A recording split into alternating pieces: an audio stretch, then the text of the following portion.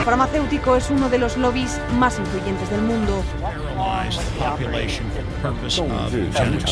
应对挑战，力行力改，破解难题。 Конечно, должны работать кооперативно, должны... Avecina una gran guerra entre la realidad virtual y la realidad aumentada.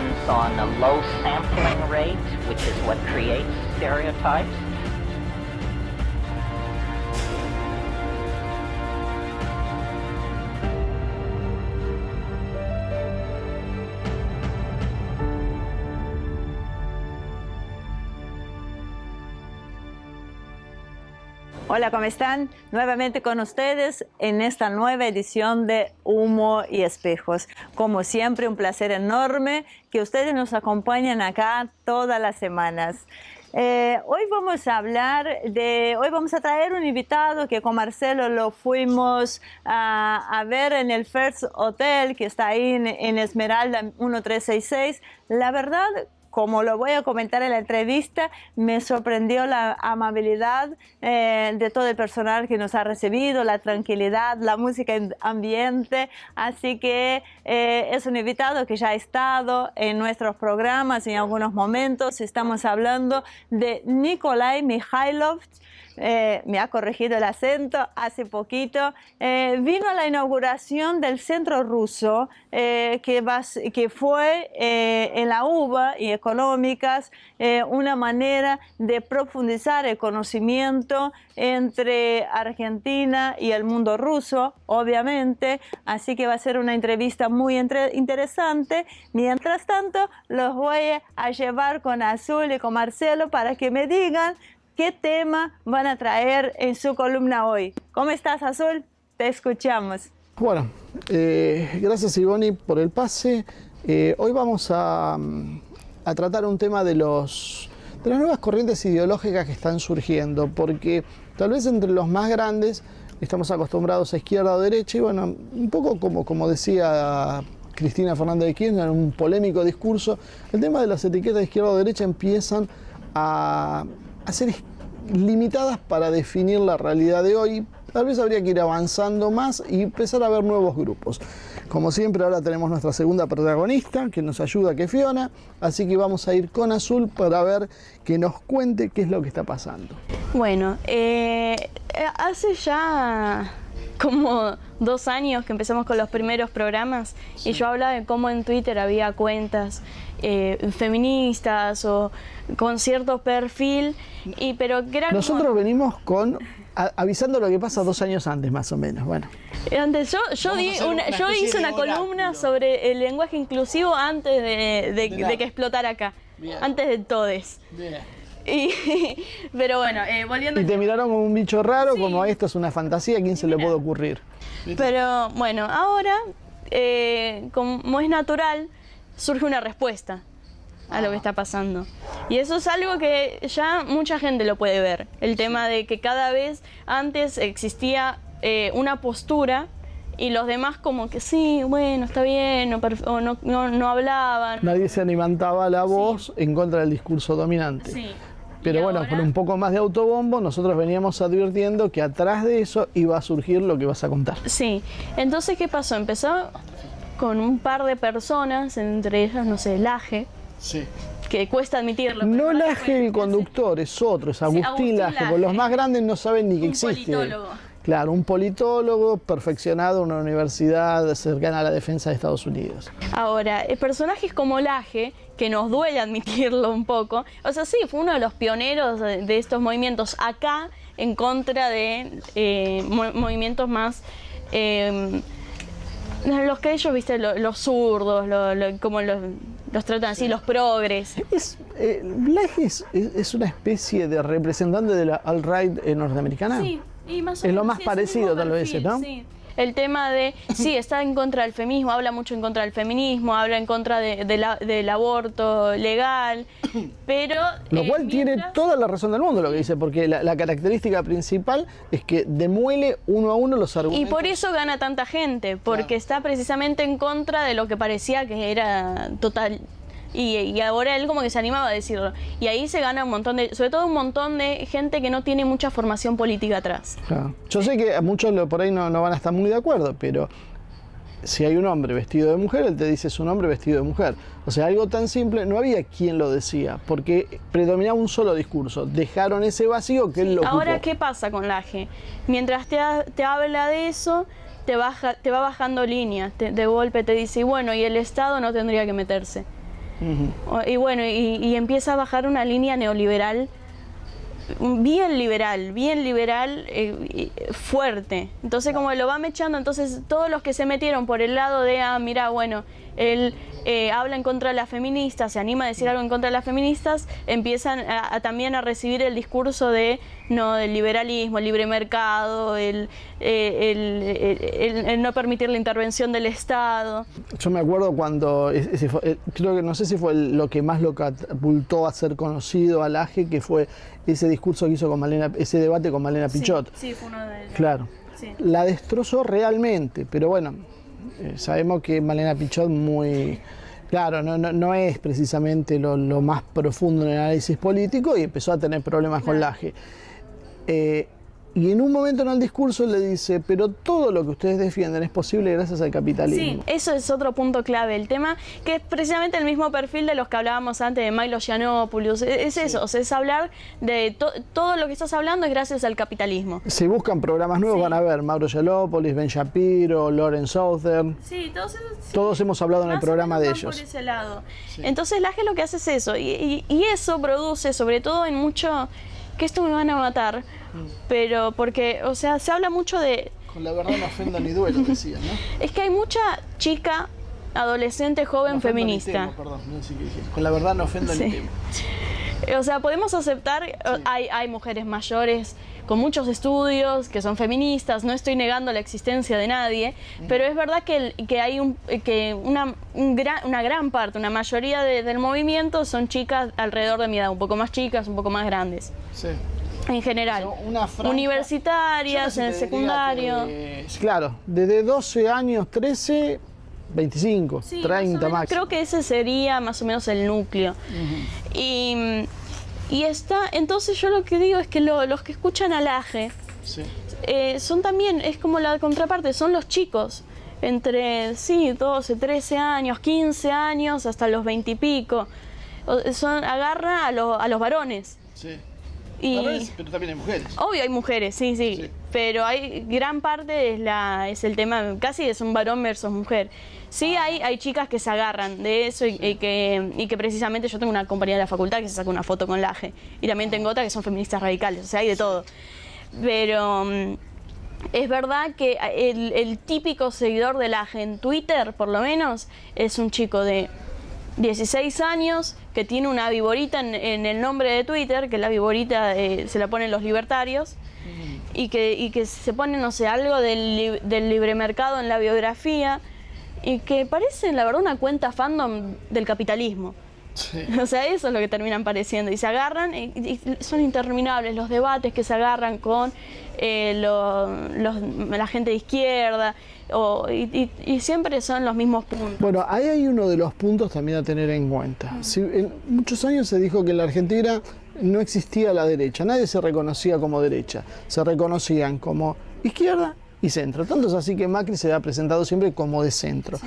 Sin embargo, lo que empezamos a notar ahora, que hay gente que empieza a decir orgullosa que es de derecha, y no es la derecha fascista clásica, es otra cosa, es la derecha liberal. Hay de derecha liberal y hay también mucho... Perdón, una cosita más. Para que tengan idea, lo acusan a Macri de socialista. Sí, es que hay de dos tipos. Hay de derecha así más liberal y después hay otros. Hay de derecha que parecen sacados de Estados Unidos, que vienen y se ponen la gorrita de Make America Great Again y son de Lanús.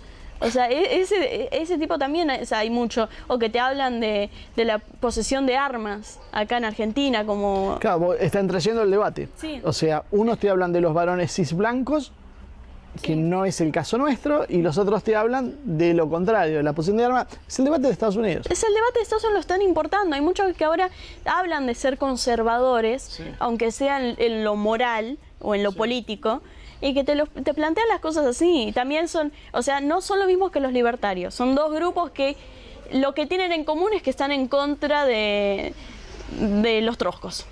Claro, O sea, y de todo el tema LGBT, feminismo, claro, eso todo. es lo que los tienen en común. Claro, pero los libertarios están en contra de eso Pero al mismo tiempo... en aras de la tolerancia. Claro, pero los libertarios son la crítica, la discusión que tienen con los conservadores es esa, que los conservadores te dicen, no, eso está mal. Los libertarios dicen, está mal que esos intenten imponer algo. Sí. Esa es la diferencia.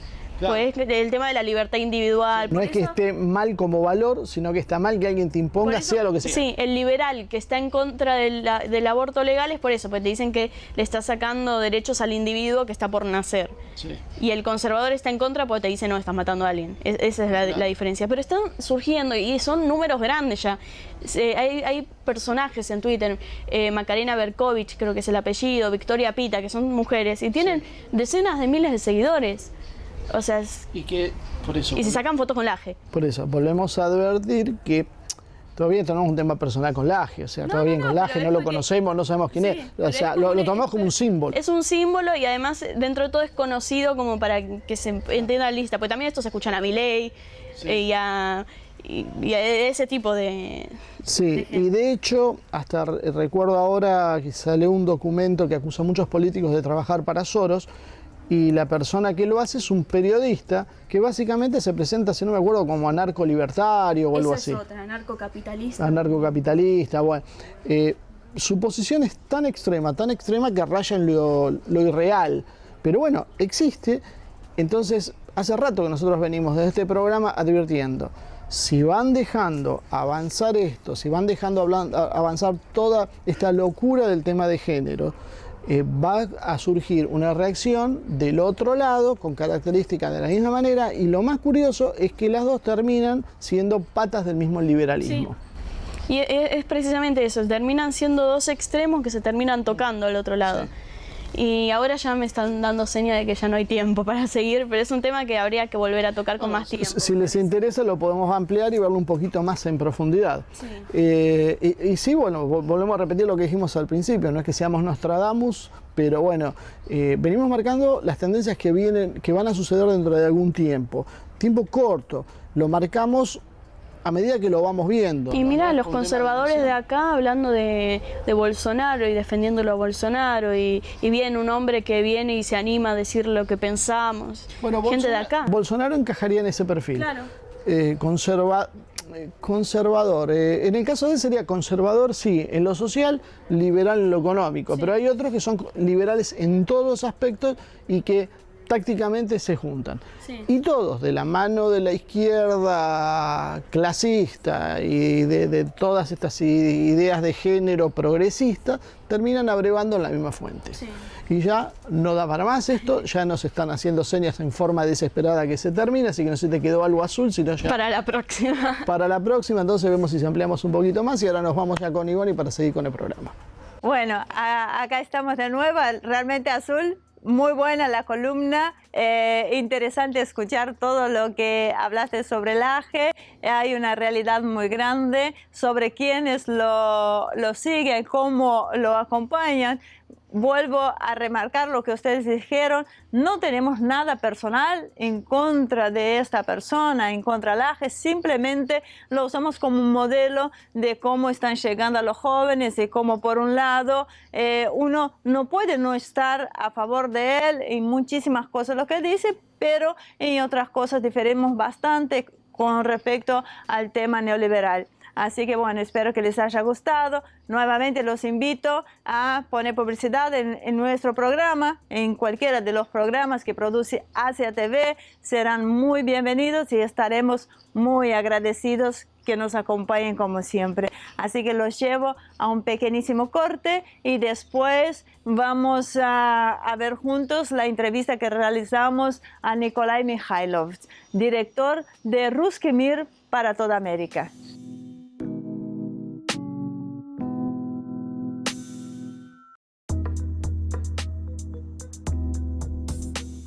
Bueno, acá estamos en este segundo bloque, nos acercamos hasta el FAIRS Parque Hotel, que está en Esmeralda 1366, a quienes agradecemos muchísimo la amabilidad con que nos han recibido en este lugar tan cálido. Aprovechamos para venir a ver a una persona que ya ha venido en varias oportunidades en la Argentina, ya ha venido a este programa, que es Nikolai Mikhailov, el director de Ruski Mir para América Latina. Nikolai, ¿cómo estás? Un gusto recibirte nuevamente acá con nosotros. El gusto es mío, gracias. Ya un porteño más.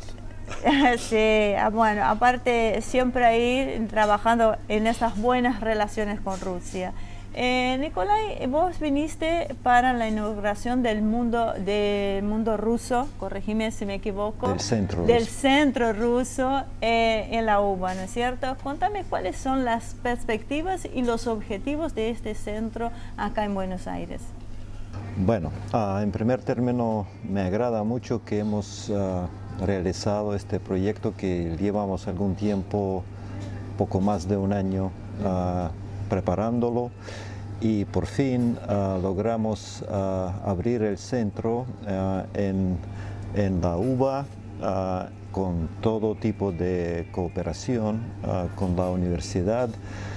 Y bueno, los objetivos de la fundación siguen siendo la promoción del idioma, de cultura rusa en el extranjero. En mi caso es el hemisferio occidental, donde estoy tratando de realizar ese tipo de proyectos porque no se limita a los centros como tales, sino también al apoyo de los profesores que están dando cursos de ruso. También tenemos una forma aparte que es así llamado gabinete gabinete de Ruski Mir, que son recursos, bibliotecas para todos los que están interesados en la literatura rusa, en la cultura rusa otra vez. Y bueno, el objetivo principal de la fundación es promover y apoyar en todos los sentidos los estudios académicos, los estudios de rusística, como le llamamos, y bueno, colaborar con todo tipo de organizaciones que son asociaciones de maestros o de profesores, tanto en Rusia, que trabajan en el extranjero, como sus homólogos en el extranjero, ¿no? ¿Está solo destinado a estudiantes y profesores o puede cualquier persona de la comunidad acercarse? No, exactamente. No hay limitación ninguna, porque en caso de la UBA, no, en algunos centros rusos sí tenemos hasta el aula para poder dar cursos, y repito que están abiertos para todo el mundo. Eso es parte de convenio. O sea, insistimos en que todos los que tienen ganas de estudiar el idioma, sí, son bienvenidos. Y en caso de la UBA, como ya tenemos CUI, el Centro Universitario de Idiomas, bueno, también estamos haciendo apoyo en todo lo que se refiere a la metodología, ¿no? Manuales, algún tipo de materiales que necesitan. O sea, estamos dispuestos a trabajar en ese sentido. Bueno, esperemos que realmente sea un éxito, que ayude a profundizar esta buena relación que tiene Argentina con Rusia, ¿no? Así que se mantenga. Y vamos a abocar un poco al motivo por el cual te traemos hoy, porque bueno, queremos hablar de diferentes aspectos de la actualidad, pero que también estamos viendo que una batalla cultural entre Occidente y el resto del mundo. ¿Es así? ¿Cómo lo ves? Es así. La lucha continúa. Sí, se nota que, bueno, y también Rusia está involucrada en todo esto porque en los años 90 con la nueva constitución nos quedamos sin ideología, ¿no? Y resulta que es un vacío, bueno, entre comillas, ¿no? Sin embargo, este vacío no puede durar mucho tiempo y en los mismos años 90 entraron todo tipo de organizaciones no gubernamentales, fondos, Soros, y esa gente con su ideología liberal y solamente con la llegada de Putin, ¿no? Hemos logrado una posición que queda más o menos firme en cuanto a todo tipo de amenazas de ese tipo, porque bueno, tanto la Iglesia como la comunidad entiende perfectamente, bueno, la mayoría, cuál es el peligro de ese tipo de liberalismo en todos los sentidos, ¿no? de relaciones en la familia, en relaciones en la escuela,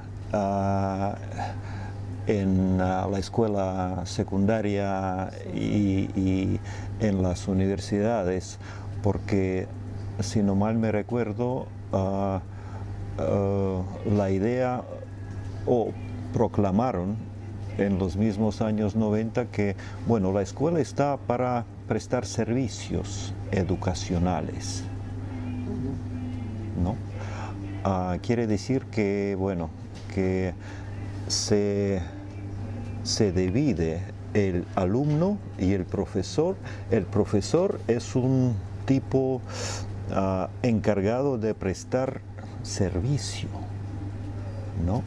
Educar, no es el trabajo, no es la función, sino prestar servicios. ¡Qué barbaridad!, ¿no? ¡Qué barbaridad! Acá es bastante común que cuando uno plantea lo que vos decís, el tema de las ONGs, bueno, el tema de Soros como la figura más visible detrás de un grupo importante de gente que se ha dedicado a financiar esto, suelen decir que es una exageración, que no tiene sentido, que es una conspiranoia, que vemos fantasmas, básicamente los que decimos que hay que tener cuidado con esto. Desde tu punto de vista y de la experiencia que tiene en Rusia, ¿cuáles son los problemas exactamente que eso trae y cuánto hay de fantasía y cuánto hay de realidad en lo que se está hablando? Bueno, cuando hablamos de esto, y también, claro, que allá sí tenemos esa clase de opiniones, ¿no? Que no se preocupe tanto, eso es un enfoque más, una visión más. Yo lo único que puedo decir que, bueno, siempre me viene a la mente el chiste ruso que dice que, bueno, dos vacas se encuentran y una dice a la otra que, sabes, que tengo un presentimiento un poco raro, que esos bípodes que nos cuidan, que nos alimentan, me da la impresión que pronto nos van a matar. Y la otra pregunta, ¿y por qué? ¿Y para qué? Bueno, para comer nuestra carne. Óyeme, estoy harta de tu conspirología de siempre. Me parece que ese chiste sí refleja, porque el objetivo de los que trabajan en este campo también es tener una operación de cobertura, ¿no?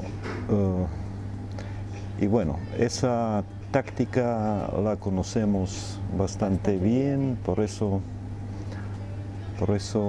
me imagino, ¿no?, que hay fuerzas sanas en la sociedad que sí saben de qué se trata y sabrán oponerse, sabrán proteger la familia, la sociedad, la escuela, porque si no...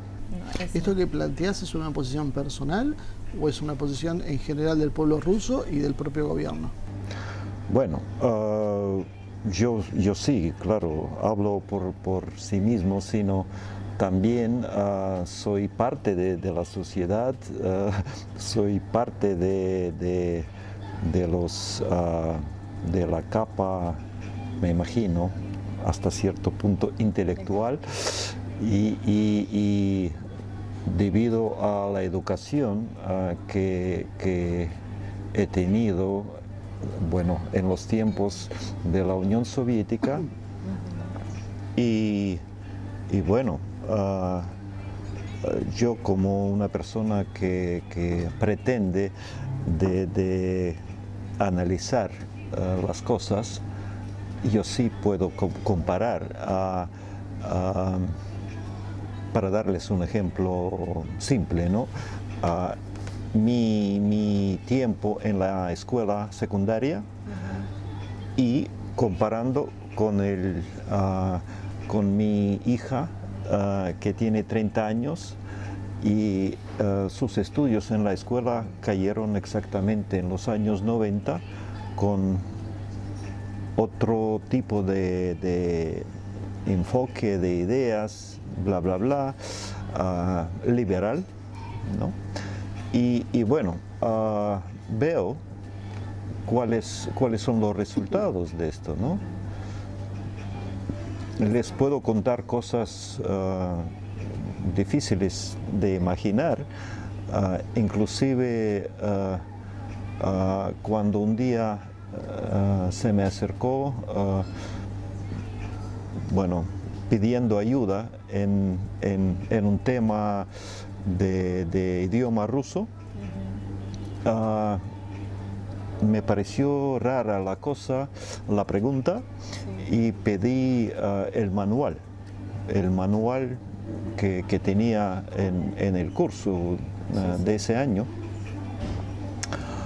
Salió, y bueno, yo leí el prefacio diciendo que, bueno, el autor es un innovador, exactamente, porque siempre pretenden de introducir algo desconocido, algo nuevo, y resultó que su idea principal fue, en vez de dar un curso para los rusos que tienen ruso como idioma natal, ¿no? Él hizo el programa a base de un programa para los que tienen ruso como idioma extranjero. Imagínense, imagínense qué clase de formación va a tener los propios rusos. Sí, y eso no tiene ningún sentido. Eso no tiene ningún sentido, salvo, bueno, decimos de minar el territorio de aprendizaje de tu idioma natal, ¿no? Ese es un tema con el cual uno viene luchando muchísimo, que es el tema de romper un poco con las tradiciones, con la cultura, con el propio nacionalismo, ¿no? De ahí viene mi pregunta, o sea, que muchos consideramos que Rusia es un país bastante nacionalista y a veces mi país también siempre ha sido considerado bastante nacionalista. No obstante, acá en la Argentina escucho mucho las quejas que deberían ser un poco más nacionalistas, ¿no es cierto? O sea, ¿qué papel juega el nacionalismo en la construcción de una identidad nacional? Bueno, es un tremendo tema, ¿no? Dado que hablando de nacionalismo, siempre hay que tener en cuenta el contexto. Si no lo tenemos, sería una conversación sin mucho sentido. Hablando de Rusia, Rusia no es un país cualquiera, no es monoétnico, es un país multiétnico, ¿no? Es un país multiconfesional, es un país que en realidad no lo considero como digamos, como la mayoría de los países europeos, porque en realidad la mayoría son monoétnicos, ¿no? Entonces, en Rusia tenemos esa tremenda experiencia, esa tremenda tradición de siglos de convivencia de diferentes pueblos, de diferentes idiomas, de diferentes culturas, ¿no? Y sabemos apreciar la paz social, la paz religiosa, la convivencia, la armonía en realidad, porque siempre, claro que tuvimos cualquier tipo de crisis, ¿no? Pero bueno, conviviendo con los musulmanes en la República de Tartaria, ¿no?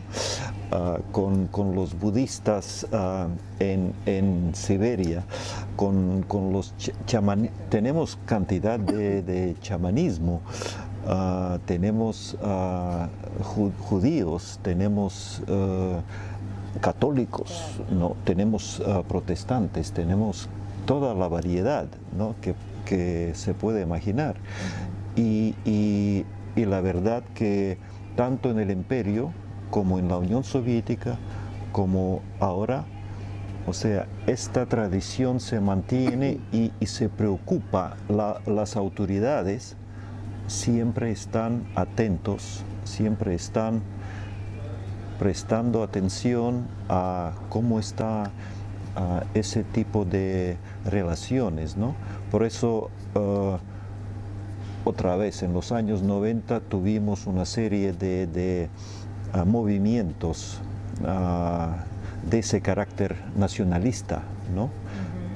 Tanto de parte de los rusos como de parte de las algunas otras nacionalidades, ¿no? Pero bueno, aparte del separatismo, que también es otro objetivo que tienen exactamente los que apoyan a ese tipo de movimientos, el gobierno federal no tiene otro remedio sino buscar el balance, buscar la armonía social. Bueno, ya me repito, ¿no? Que en su momento, cuando los nazis invaden Alemania,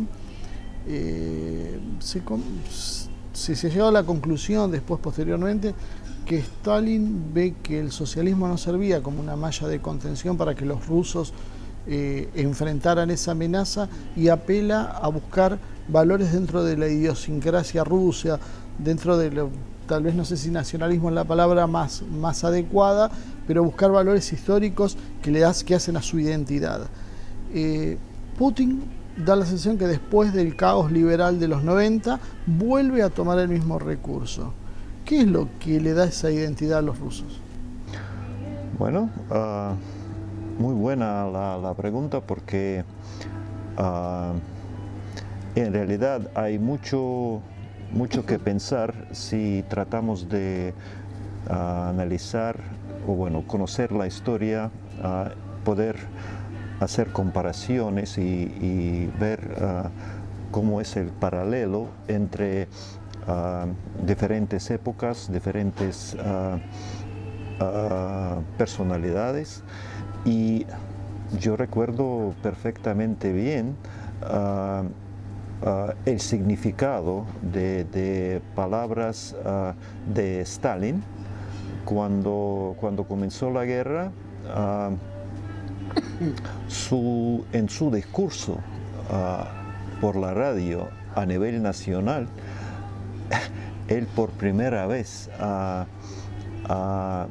se dirigió a la nación diciendo hermanos y hermanas. Imagínense, ¿no? No camaradas, no compañeros, sino y eso se refleja, eso suena en el alma rusa porque, bueno, es otro tipo de lenguaje, ¿no? Es otro tipo de mensaje, ¿no? Porque se trata de que como si fuera la familia que está en peligro, ¿no? La familia grande. La familia grande, sí. Eso, y ya, para cerrar, que tenemos... Dejo planteada la pregunta y la contesté por el corte. No, si no lo lleva un corte, Nicolai, tenemos que llevar un corte. Lo que pasa es que el clima que nos ha generado el hotel es espectacular, entre la música suave y todo el ambiente, así que nos da para filosofar mucho tiempo, pero tengo que llevar un pequeño corte, así que no se vayan. Enseguida regresamos con esta extraordinaria entrevista a Nikolai Mikhailov.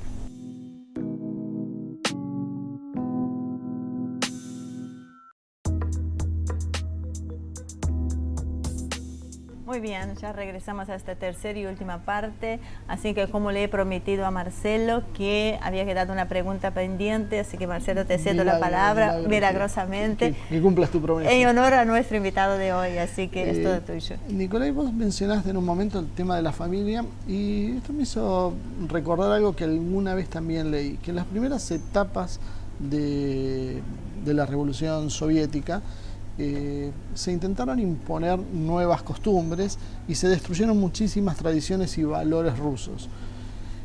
Cosa que después empieza, y nuevamente creo que caigo con Stalin, empiezan a ver que eso no era funcional con lo que querían y vuelven a tratar de reconstruir un poco el entramado tradicional pese a estar dentro del socialismo. ¿Cómo fue este proceso?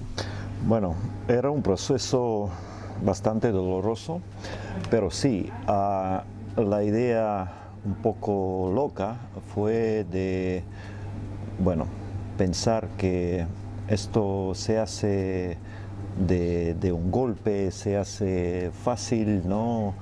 Porque, bueno, ingeniería del alma se llamaba, o sea, y tanto los poetas revolucionarios pretendían que eran los ingenieros para cambiar la mentalidad, ¿no? Con su poesía revolucionaria, con muchas ideas locas que bueno, trataban de introducir, pero como la psicología, la mentalidad, tiene esa tremenda inercia, tiene esa tremendo rastro, ¿no? que una persona no puede cambiarse así, ¿no? Y aunque, claro, que el enfoque principal se hizo en la juventud, ¿no? Sin embargo, y bueno, otra idea también fue el objetivo principal era la familia, ¿no? Y bueno, claro que eso fue después de la guerra civil, que duró 4 años, ¿no? Después de eso había cantidad de muchachos, de niños que perdieron sus familiares, ¿no? Y bueno, el Estado se ocupó de educarlos ya de una forma nueva. Sin embargo, esto no funcionó tal como pensaban los ingenieros. ¿Por qué no funcionó? Porque ¿En qué te basas para decir que no funcionó? Porque existe esta inercia, ¿no? Es difícil explicarlo, pero hay como... Sí, eso me queda claro, pero digo, los resultados que se vieron fueron malos. Claro, porque fíjate, cuando se... primero,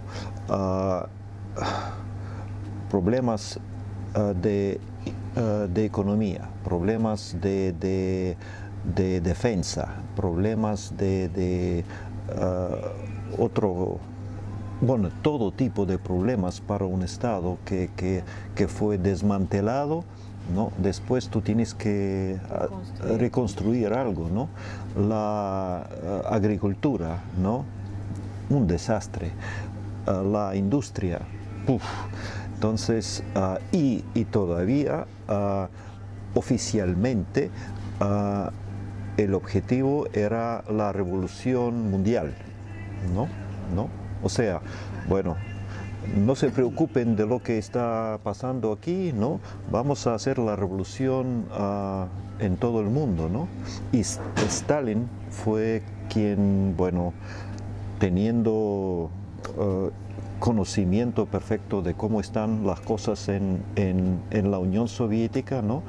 Por fin decide que no, por favor,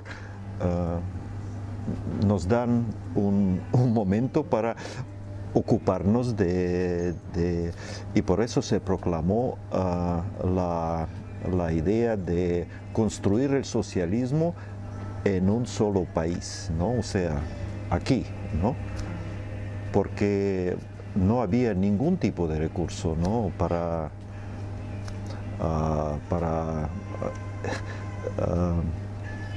hacerlo. O sea, era imposible. Y después viene la Segunda Guerra Mundial, ¿no?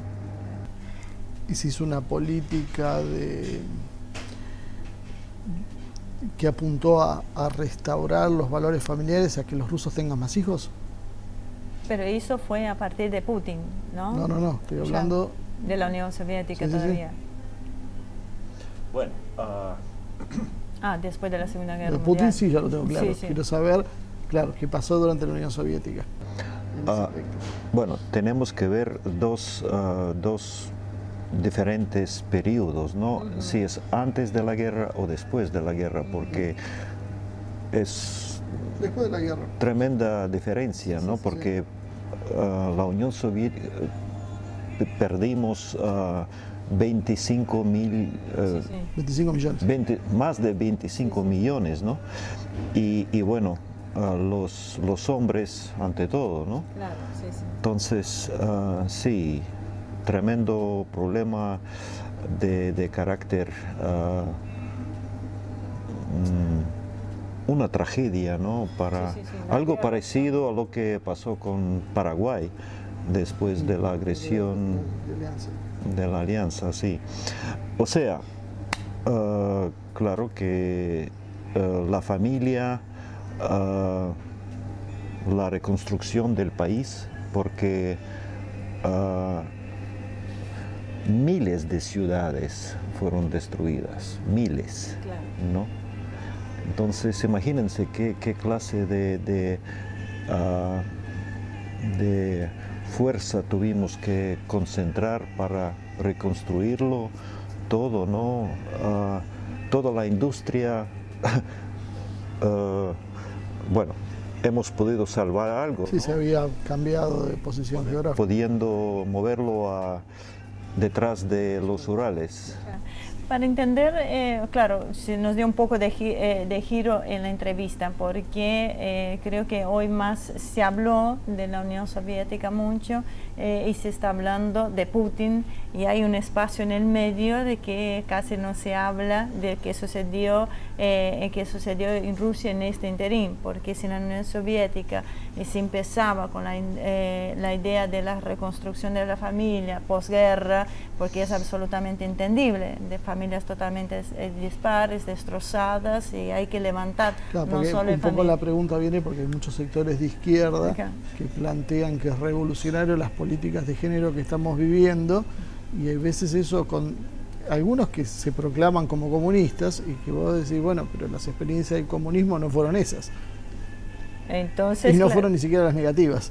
Claro, entonces para no quedarnos mucho en este proceso, la idea que hoy se está discutiendo mucho y que hablamos anteriormente, que es la destrucción de la familia, sí o no. Entonces, porque vivimos este proceso, ustedes vivieron ese proceso, pero nosotros recién acá en Latinoamérica lo estamos viviendo, ¿sí? O lo estamos sintiendo más fuerte, que ya venga dando hace un tiempo, pero ahora se está sintiendo más fuerte.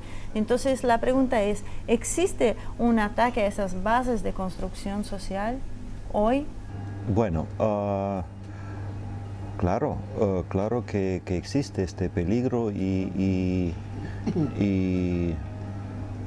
bueno, eso se siente, eso se entiende, ¿no? Porque ¿qué es lo que busca la sociedad de consumo? ¿No? Más consumidores, ¿no? O sea, y claro que cuando es algo muy simple, algo muy lógico, ¿no? Que las necesidades de una familia, ¿no? Son unas, y la necesidad de un individuo, ¿no? O sea, de una familia pero por separado, son otras, ¿no? Entonces, el objetivo del consumismo, ¿no? Es exactamente dividir, ¿no?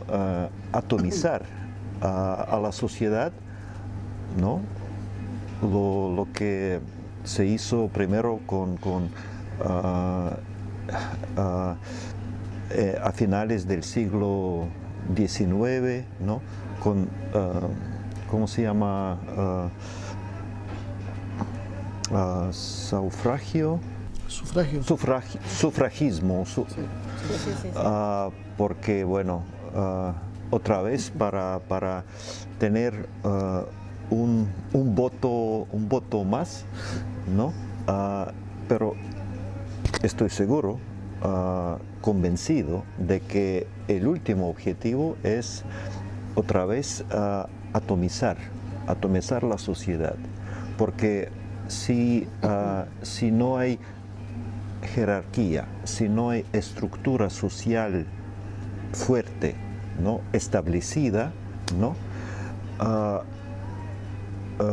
Crear ilusiones, manejar, hacer cualquier tipo de trucos con individuo es mucho más fácil que hacerlo mismo en una sociedad establecida y unida, ¿no? ¿Por qué vienen ese tipo de partidos, de cantidad de movimientos, ¿no? Muy a menudo sus objetivos son otra vez de cobertura, ¿no? Ellos en muchas ocasiones parecen artificiales, ¿no? Es para crear una imagen de que hay mucha actividad social, ¿no? Hay muchos gritos, hay mucho movimiento, pero ¿no? Cuando hablamos del sistema bipartidario, ¿no? Para mí es algo, bueno, un buen ejemplo estadounidense, ¿no? Cuando tenemos republicanos, demócratas, ¿cuál es la diferencia? ¿Qué es lo que discutimos por temas menores y el resto queda bajo la alfombra. Porque the deep state está detrás, ¿no? Es el verdadero poder. Intocable, sí, sí. Y esos... Son los que mueven los hilos.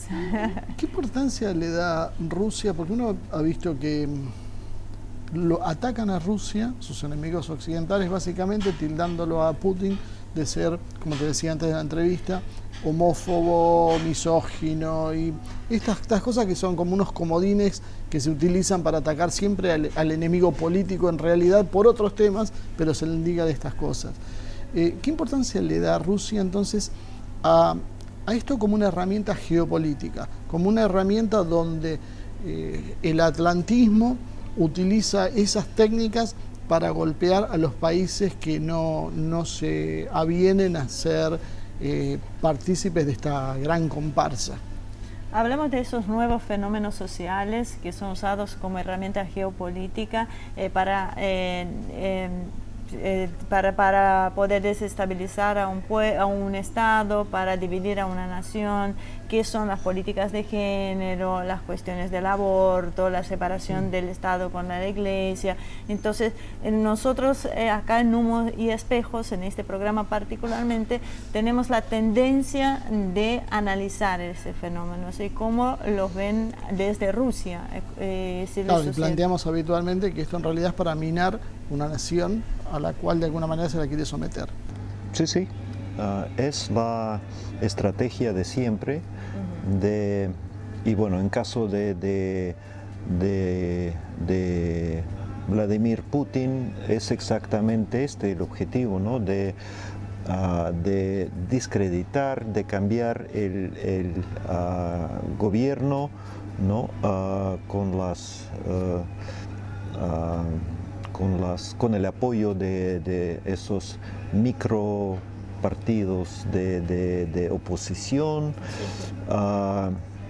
y bueno, y ya lo vimos bueno, alrededor de Rusia, ¿no? Con todas esas primaveras, con todas esas revoluciones de color, tanto en Georgia como en las repúblicas de Asia Central, y bueno, Ucrania es un ejemplo que bueno, que no podemos imaginar la peor cosa, porque la verdad que eso es lo que ocurre, ¿no? con la mentalidad de los ucranianos, rusos, ¿no? Es casi imposible diferenciar, porque bueno, la parte central y oriental, la mayoría, bueno, se identifican como rusos, hablan ruso, y esa junta de Kiev prohíbe el uso del idioma a cualquier nivel, ¿no? Hasta que en la calle, si te pones a hablar ruso, otros es una farsa, ¿no? Dicen que yo no te entiendo hablando en ucraniano, ¿no? Sí. Aunque bueno, la diferencia entre ruso y ucraniano es como portugués y español, ¿no? ¿No? Bueno, se entiende. Hay un portuñol base que se entiende muy bien. Sí. Exactamente. Como en su momento el capitalismo occidental derrotó a los países socialistas en líneas generales, sobre todo los países europeos, mostrándole patrones de consumo más elevados, moda, rock, cosas a veces que parecen menores, pero que resultaban atractivas a los ojos de la gente que estaba dentro del campo socialista. Hoy están utilizando la ideología de género con el mismo propósito. Sí, sí. el propósito queda, para mí, queda el mismo. El propósito es destruir, atomizar la sociedad, ¿no? O sea, hacer todo lo posible para que, para separar un individuo, para separar a la nueva generación con la anterior, ¿no? Para cortar esa tradición que la genética que esta unión entre los padres y los niños, ¿no? Naturalmente se mantiene, ¿no? Y eso es idioma, nacionalidad, religión. Sí, todo lo que se refiere a la tradición. Porque casualmente son exactamente uno por uno los puntos que se van golpeando. Sí, hemos tenido tremendo caso con la religión durante los primeros años después de la revolución, ¿no? Eso fue, había fusilamientos de sacerdotes, ¿no? Expulsaron a miles, ¿no? O sea, tratando de acabar con la iglesia, con la influencia de la iglesia en la sociedad. Entonces, otra vez, solamente después de la guerra patria, ¿no? Bueno, trataron de cambiar esto porque entendieron que si esto no se mantiene, la sociedad puede desaparecer, ¿no? Nicolai, para cerrar, porque ya nos quedamos sin tiempo, pero no quiero dejarte hacer última pregunta, porque ya que fuimos por este camino, vayamos a fondo. El año pasado, cuando se empezaba a perfilar Jair Bolsonaro como candidato a presidente en mi país, que es Brasil, nosotros habíamos advertido que una de las cosas más fuertes que lo hizo llegar a la posición de candidato firme y posteriormente presidente de Brasil fue el tema de la política de género para chicos. El límite, y una de las cosas que Bolsonaro hizo mucho hincapié, fue en la educación sexual e integral para chicos a partir de 6 años. Pero en Brasil no se habla de una educación sexual, sino que una educación de género, ¿no? Que es, para mí, es aún menos aceptado en la sociedad brasileña. O sea, ¿cuál es el papel que tiene la ideología de género para chicos? Y la otra pregunta que hago las dos juntitas para aprovechar y dejar a Marcelo sin palabras es ¿qué razones pueden existir detrás del pensamiento occidental de modificar los comportamientos de los chicos más chicos a partir de 6 años en los temas de género? ¿Qué buscan con eso? Bueno, la misma historia de siempre, ¿no? Es que estamos tratando de reafirmar el concepto. Sí, porque yo bien recuerdo, bueno, ustedes saben que estimamos mucho a la mujer rusa, ¿no? Y bueno, en el periodo soviético, la mujer rusa tenía todo tipo de igualdad, ¿no? En la posición, en la sociedad, ¿no?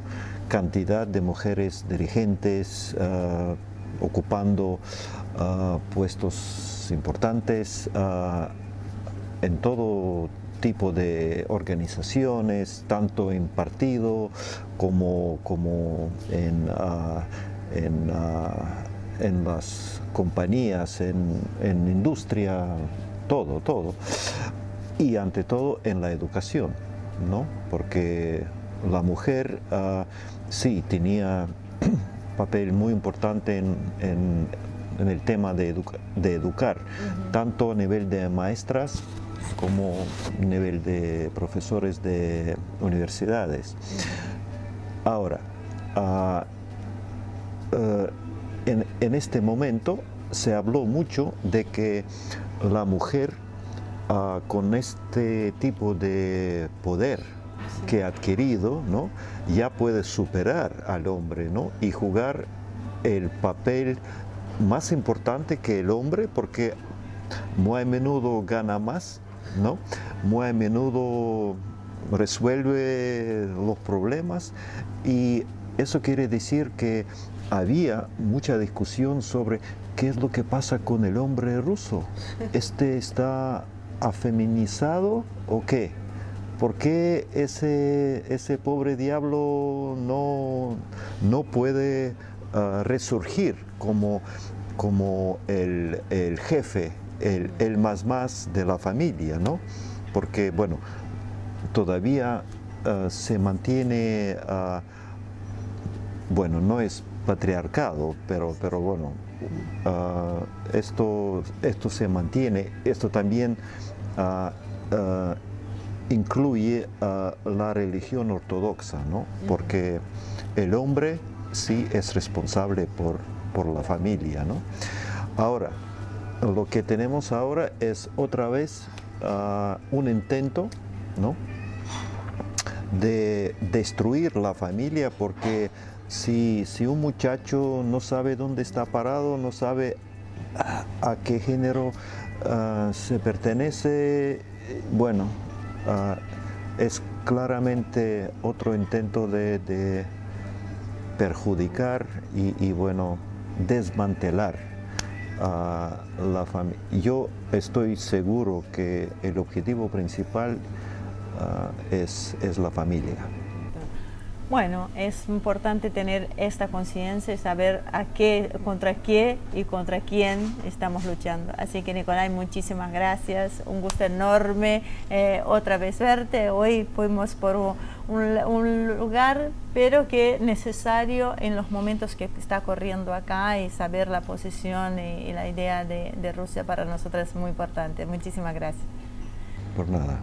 Muy bien, hasta acá llegó el programa de hoy, espero que les haya gustado. Bueno, realmente muy interesante, viene con los temas que hemos tratado, entre toda la variedad que les ofrecemos en todos los programas. Este es uno de los temas centrales que nos está afectando a toda la región, así que, como siempre, muchísimas gracias por acompañarnos. Los invito nuevamente a que, si quieren poner publicidad en el programa, serán muy bienvenidos. Pueden comunicarse a través de nuestro mail, asiatvproduccion@gmail.com, y son bienvenidos también todos aquellos comentarios en nuestras redes sociales, en nuestro canal de YouTube. Los esperamos la semana que viene con una nueva edición de Humo y Espejos.